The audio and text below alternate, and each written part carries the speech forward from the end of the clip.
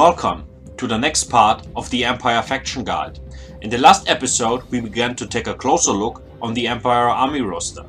In this episode we are going to take a look on the most important heroes and infantry units. As I said in the previous episodes, the Empire has by far the most selectable lords in the game.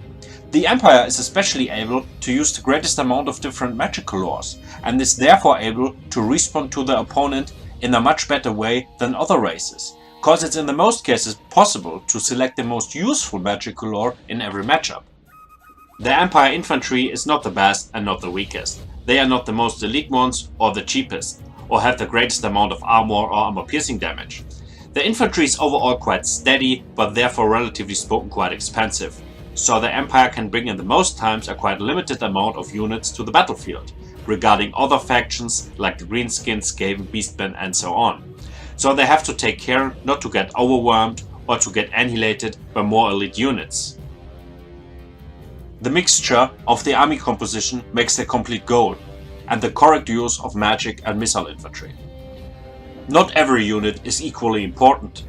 The following units I'm going to talk about are quite important for the Empire army composition and very useful in many matchups. Or they have very unique characteristics which could be useful in some matchups. So let's start over here. The Empire Captain is not the best hero in the game, but his stats are relatively spoken to the price quite good. The amount of armor, melee attack, melee defense and weapon strength are okay, even if the amount of armor piercing damage is very low. A big advantage is that you can deploy the Empire Captain on a Pegasus to create a mighty goon squad with your lord and other heroes. Alone on foot, the Empire Captain is not really the best option to compete, but on a horse or a Pegasus in addition with a goon squad, the Empire Captain is a quite cheap option for sniping out enemy lords, heroes and large targets, and in order to have a mighty air force. The Empire Captain on a Pegasus is a very popular pick. The Witch Hunter is by far not the most competitive hero in the game, but he has quite unique characteristics. The most players are usually going to ignore small heroes for the most parts of the game. A hero like the Witch Hunter can pay off. The Witch Hunter causing a huge amount of missile damage and has overall a quite good amount of armor piercing missile damage. Since Mortal Empires, he is also able to fire whilst moving. His melee stats are not the best, but they are good enough to say he's a hybrid unit and able to compete also for a while in melee combat. The Ember Wizard using the lore of beasts with his widely popular spell Flock of Doom. Flock of Doom is very cheap and causing a lot of damage to many individuals, over and over again. But the best part of the Embered Wizard is that it is possible to deploy him on an Imperial Gryph. No other hero on the Empire army roster is able to do that. This makes the Ember Wizard with his goon squad to a mighty foe in the air in addition to his casting skills. The Light Wizard is a very competitive lord and overall widely popular, cause he's able to use the Law of Light with his powerful spell Net of Amentok. With the Net of Amentok, foes can hold tight for a time. Using the overcasted version, the units of your opponent will be stuck for 32 seconds, enough time to slice and dice everything with your handgunners. Casting this spell on large individuals like giants, trolls, big heroes and other monsters makes possible that the Empire is able to get in action against factions that have overall much stronger units.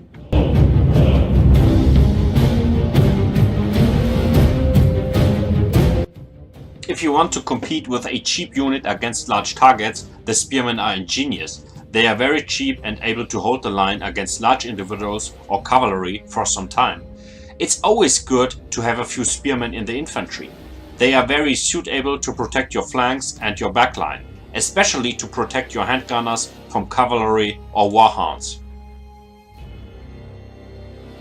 Swordsmen are by far not the best infantry unit, but an option to increase your amount of units in your army, because they are very cheap, but it's always a failure to mass them in an army composition. They are not the backbone of the infantry. The stats are quite low and the performance against elite units or damage dealers is very bad, but they are shielded and can perform alright in addition with other units. But you should never use too much of them. Flagellants are pure damage dealers and never rot off, because they are unbreakable. Damage dealers, like the Flagellants, have typically a quite low amount of melee defense or armor, therefore a quite good amount of melee attack and weapon strength. Flagellants are not the best damage dealers in the game, but they are unbreakable and able to hold the line in addition with other units like Spearmen for quite a long time. They are also quite cheap, so they will increase your amount of units, what is always good, especially against factions which are able to bring naturally a greater amount of units with their army. Flagellants can be also useful for flankings, like all damage dealers. They are unbreakable and therefore immune to psychology, so they will never rout off if a large individual causing fear and terror stands nearby.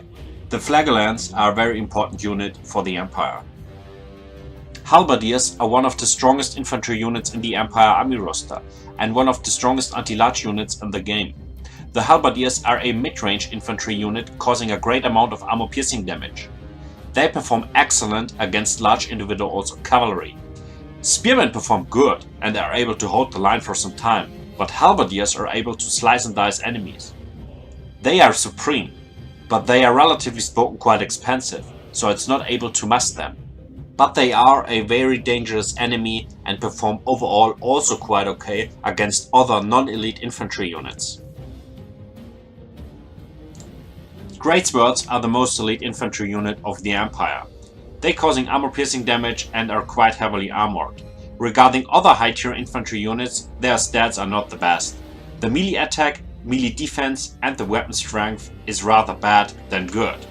But they have a small bonus against infantry and are not so expensive, so it is in the most cases possible to bring a good amount of them.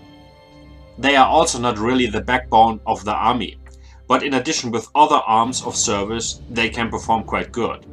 They are also a good tool to compete against other mid-range infantry units from other factions like Chaos Warriors. Here they are able to score.